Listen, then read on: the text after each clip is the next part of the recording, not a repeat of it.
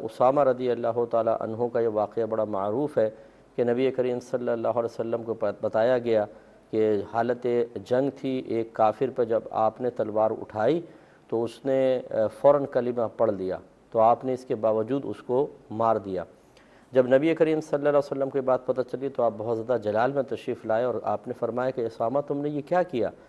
تو انہوں نے عرض کیا رسول اللہ صلی اللہ علیہ وسلم اس نے تو میرے تلوار کے خوف کی وجہ سے اسلام قبول کیا تھا۔ تو سرکار نے ارشاد فرمایا کہ کیا آپ نے اس کا دل چیر کر دیکھا تھا؟ یعنی ہمیں ظاہر کا مکلف بنایا گیا ہے، تو بس اگر کوئی معروف ہے تو ہم اسے مسلمان کہیں گے۔ اب دیکھیں مسئلہ یہ ہے کہ جب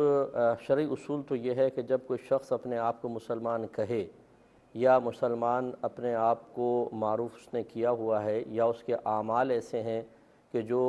اسلام کے شعائر میں شمار ہوتے ہیں، جیسے اس کا قربانی کرنا، زکوٰۃ دینا یا مسجد میں آنا جانا، تو ہم پر فرض ہے کہ ہم اس کو مسلمان مانیں، چاہے وہ دل میں نفاق رکھ کر اپنے آپ کو ظاہراً مسلمان کہہ رہا ہو، ہمیں اسے مسلمان ماننا واجب ہوگا۔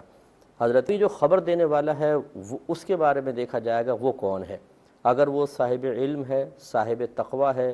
پرہیزگار ہے، کبھی بھی اس سے جھوٹ منقول نہیں ہوا ہے،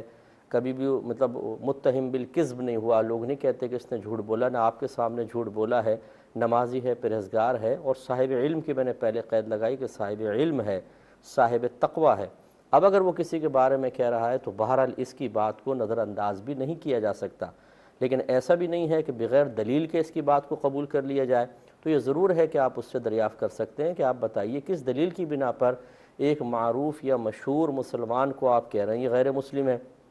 اگر وہ دلیل پیش کر دیتے ہیں تو ٹھیک، پھر تو اس کو تسلیم کرنا چاہیے، یقیناً ان کے پاس کوئی نہ کوئی دلیل تو ہوگی، ایسے تو کوئی کسی کو نہیں کہتا۔